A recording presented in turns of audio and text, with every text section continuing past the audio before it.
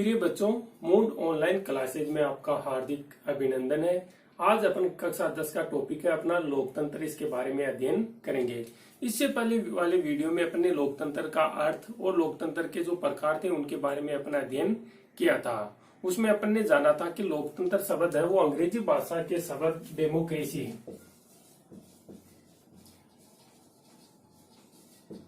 अंग्रेजी भाषा का जो शब्द है डेमोक्रेसी इससे बना है। और जो डेमोक्रेसी शब्द है ये ग्रीक भाषा का शब्द है। दो शब्द हैं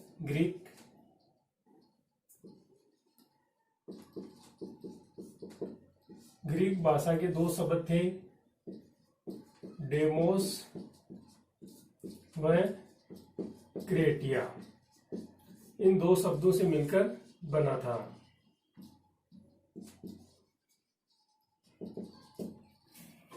डेमोक्रेसी शब्द था वो डेमोस और क्रेटिया से बना था। डेमोस का अर्थ था प्राचीन समय में भीड़ से लेते थे, वर्तमान में इसको जनता से लिया जाता है। क्रेटिया का अर्थ होता शक्ति, तो जनता की शक्ति। डेमोक्रेसी का शब्द हो गया लोकतंत्र, जनतंत्र या जनता की शक्ति। इसके बारे में अपन ने अध्ययन किया था। फिर अपन ने इसके प्रकार देखे थे कि उसमें अपन ने राजनीतिक लोकतंत्र है, सामाजिक लोकतंत्र है, आर्थिक लोकतंत्र है और नैतिक लोकतंत्र, इनके बारे में अपन ने अध्ययन कर लिया था। आज अपन देखेंगे कि लोकतंत्र से संबंधित विभिन्न दृष्टिकोण एवं सिद्धांत, various theories and concept of democracy. इसमें अपन इसके बारे में जानेंगे कि जो शक्ति है वो जनता में निहित है या शासक और शासित, जनता और शासक के बीच में क्या संबंध है, और लोकतंत्र के मूल्य हैं उनको पालन होता करते हैं या नहीं करते हैं, लोकतंत्र के आदर्शों को शामिल किया गया है या नहीं किया गया, इसके बारे में अपन अध्ययन करेंगे।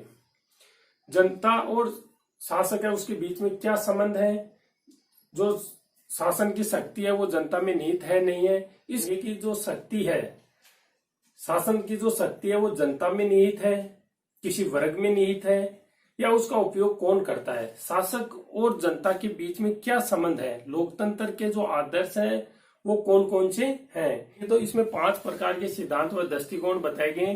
पहला सिद्धांत व दृष्टिकोण है अपना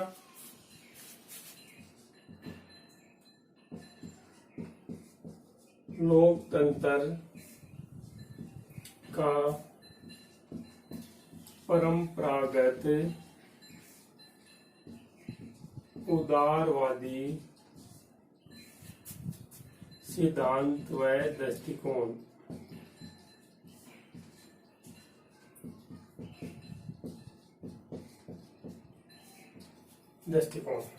इस सिद्धांत के समर्थक हैं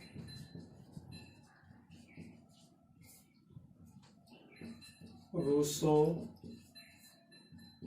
लोक, हॉब्स, बेंथम,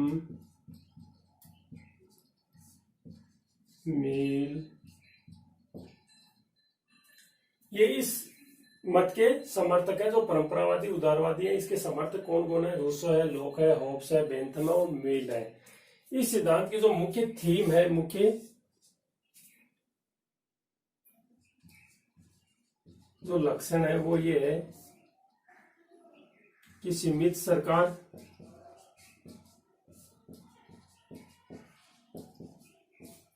सीमित सरकार का अर्थ हुआ कि सरकार है वो कम से कम शासन करे और जनता है वो अधिक से अधिक स्वतंत्र रहे और शासन कार्य में पूर्ण रूप से भागीदार रहे, और जो सरकार का नियंत्रण है वो कम से कम हो और जनता है वो अपने स्वयं के कार्य स्वयं कर सके। इस सिद्धांत के समर्थक मानते हैं कि मानव है वो अपना हित और अहित जानता है। तो ये किसके पक्ष में? सीमित सरकार के हैं। दूसरा है संवैधानिक सरकार।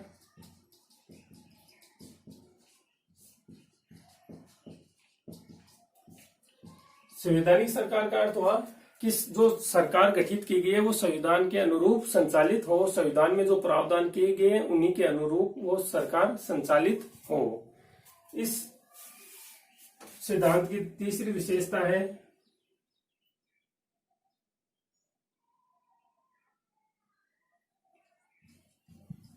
उत्तरदायित्व है,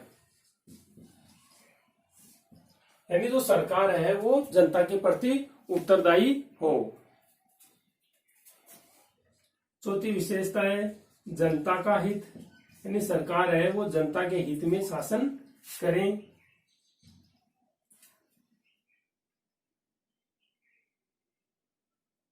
पांचवी विशेषता है नागरिकों को समानता स्वतंत्रता प्राप्त हो। जो नागरिक हैं उनको समानता स्वतंत्रता प्राप्त हो, यानी इसमें जनता को अधिक महत्व दिया जाता है। और जो शासन की शक्ति है वो किस में निहित हो, जनता में निहित हो। तो संप्रभुता जनता में निहित हो। संप्रभुता का अर्थ होता है कि जो शक्ति है शासन से संबंधित वो जनता में निहित होनी चाहिए, यानी सरकार सही कार्य नहीं कर रही है तो जनता उसको अपदस्थ करके नई सरकार का गठन कर सकती है, नए प्रतिनिधियों का चुनाव कर सकती है। तो संप्रभुता है वो जनता में निवास करनी चाहिए। ये परंपरागत उदारवादी सिद्धांत के दृष्टिकोण के प्रमुख लक्षण थे। सीमित सरकार, संवैधानिक सरकार, उत्तरदायित्व, जनता का हित, नागरिकों को समानता व स्वतंत्रता प्राप्त हो, संप्रभुता जनता में निहित हो। और इन समर्थकों का मानना है कि जनता है वो अपना हित और अहित अच्छी तरीके से जानती है। ये पहला दृष्टिकोण था। दूसरा दृष्टिकोण है अपना लोकतंत्र का बहुलवादी दृष्टिकोण।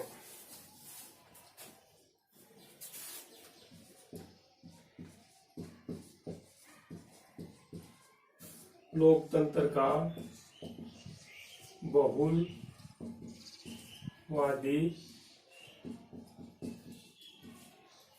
बहुलवादी सिद्धांत या वह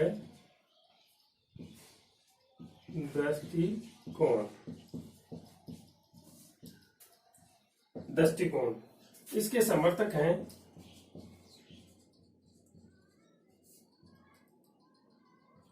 लास्की है, बारकर है, रोबर्ट डाहल है, कोल है, डिग्वी है, हॉलेट है। ये प्रमुख समर्थक हैं। तो लोकतंत्र का बहुलवादी सिद्धांत और दृष्टिकोण है, इसके समर्थक हैं लास्की है, बारकर है, रोबर्ट डाहल है, कोल है, डिग्वी है और फोलेट है। ये प्रमुख समर्थक हैं। इनका मानना है ये संघात्मक में विश्वास करते हैं। संघात्मक का अर्थ होता है जो शासन की शक्तियां वो विभिन्न गुट या समूह में विभाजित हो। इसमें जो गुट है, हित है, वो भाग लेते हैं।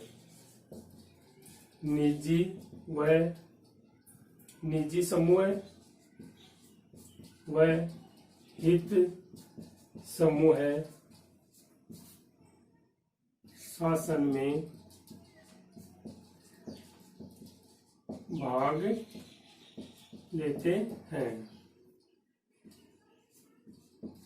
पहले वाले में अपन ने देखा था तो कि शासन कार्य में संपूर्ण जनता या सभी नागरिक भाग लेते हैं। इसमें जो बहुलवादी विचारक है, समर्थक है, इनका मानना है कि शासन शक्ति है उसमें निजी समूह और हित समूह ही भाग लेते हैं, आम जनता है वो उसमें भाग नहीं लेकर। इसमें जो मुख्य भागीदारी होती है या शासन की जो शक्तियां वो हित समूह में बटी हुई होती है। यह है बहुलवादियों का मानना है।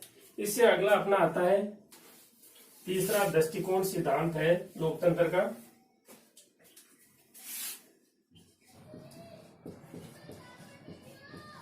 लोकतंत्र का विशिष्ट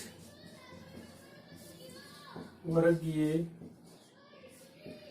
या इसको अभिजन वर्गीय सिद्धांत व दृष्टिकोण। इस सिद्धांत जो लोकतंत्र का विशिष्ट वर्गीय है इसको अपन अभिजन वर्गीय सिद्धांत या दृष्टिकोण मानते हैं। इसके जो समर्थक है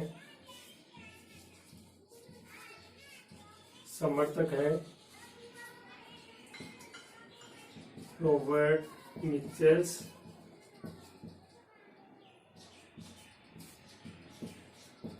मॉस्को, पेरेटो, ये मुख्यतः इनका मानना है कि जो शासन की शक्तियां हैं, जो शासन की शक्तियां हैं वो विशिष्ट वर्ग में निहित होती हैं। वर्ग में शासन की शक्ति निहित होती है। इनका मानना है कि जो शासन की शक्तियां हैं वो एक विशिष्ट वर्ग में निहित होती है, या शासन की शक्तियों का प्रयोग एक विशिष्ट वर्ग करता है। तो अपने पहले में देखा शासन की शक्तियों का प्रयोग जनता करती है। इसमें देखा अपन बहुलवादियों में एक गुट या एक समूह में पाई जाती है। और जो लोकतंत्र का विशिष्ट वर्ग या विजन सिद्धांत है, इसमें अपन ने देखा कि इसमें एक विशिष्ट वर्ग है वो शासन कार्यों में भाग लेता है, और जो अन्य है वो क्या रहते हैं, उदासीन रहते हैं। इसमें अपन देखेंगे विशिष्ट वर्गीय सिद्धांत। इसमें रॉबर्ट मिचेल्स की एक पुस्तक है द पॉलिटिकल पार्टीज। रॉबर्ट मिचेल्स की पुस्तक है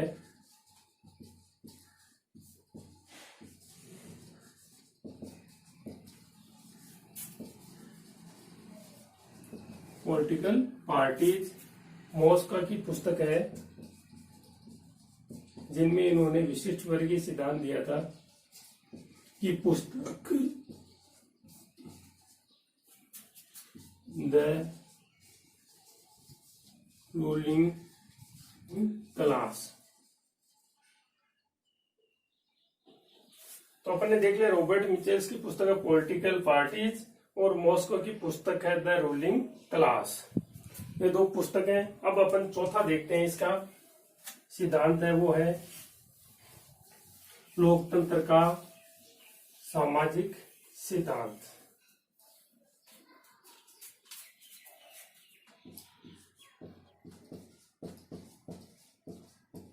लोकतंत्र का मार्क्सवादी सिद्धांत व दृष्टिकोण। इस दृष्टिकोण के जो समर्थक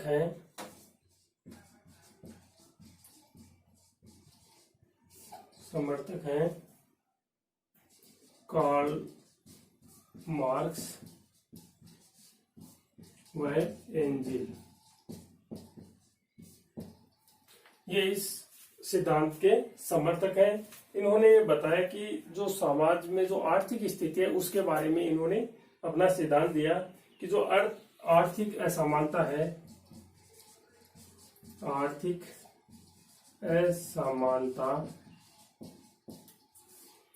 समाप्त होनी चाहिए।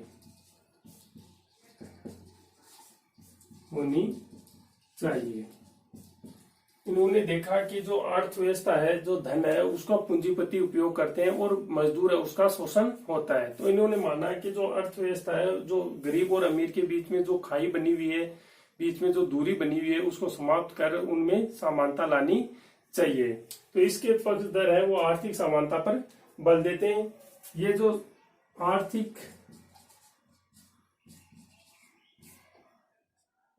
आर्थिक नियंत्रण है वह समाज का होना चाहिए, यानी जो धन है उस पर किसका नियंत्रण होना चाहिए, समाज का होना चाहिए। विशिष्ट वर्ग को समाप्त करके एक सर्वहारा समाज की स्थापना पर बल दिया था। और इन्होंने बताया कि जो शासन व्यवस्था है उसमें जो धन से संबंधित है उन पे नियंत्रण सर्व समाज का होना चाहिए। ये थी अपनी मार्क्सवादी सिद्धांत व दृष्टिकोण। इसके समर्थक थे कार्ल मार्क्स व एंजिल।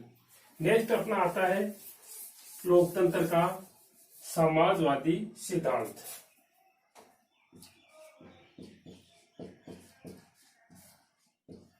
लोकतंत्र का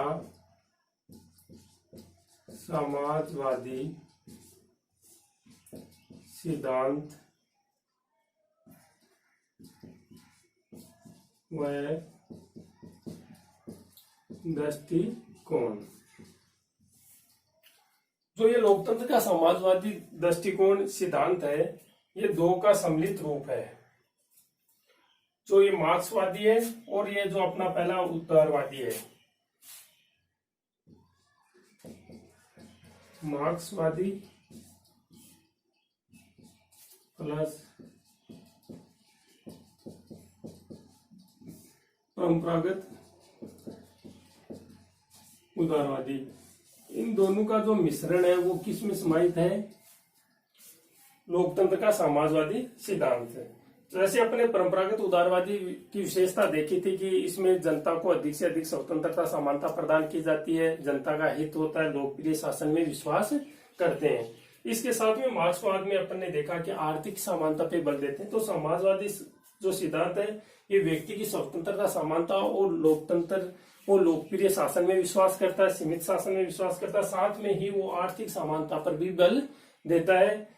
आर्थिक नियंत्रण है वो उस पे समाज का होना चाहिए, गरीब और अमीर के बीच में जो दूरी है वो कम होनी चाहिए। तो इस प्रकार जो समाजवादी सिद्धांत है वो मार्क्सवादी और परंपरागत दोनों की विशेषताओं को समाहित किया गया। अपन ने देख लिया परंपरागत उदारवादी सिद्धांत की जो विशेषताएं देखी थी उसमें देखा था कि जनता को अधिक से अधिक स्वतंत्रता प्राप्त होनी चाहिए, लोकप्रिय शासन होना चाहिए, शासन भी कैसा होना चाहिए, संवैधानिक आधार पे होना चाहिए, सीमित सरकार होनी चाहिए, इन पे बल दिया था। तो ये समाजवादी सिद्धांत इन पे भी बल देता, साथ में जो मार्क्सवाद सिद्धांत से संबंधित जो विशेषताएं थी उन पे भी बल देता है। जैसे आर्थिक समानता पे बल देता है, सर्ववर्ग विहीन समाज पे बल देता है। मार्क्सवादी सिद्धांत है ये राज्य को समाप्त करना चाहता है और समाज में जो राज्य की शक्तियां उनको निहित करना चाहता है। तो एक बात और है अपने मार्क्सवादी सिद्धांत, ये राज्य को समाप्त करना चाहता है, राज्य को समाप्त करना,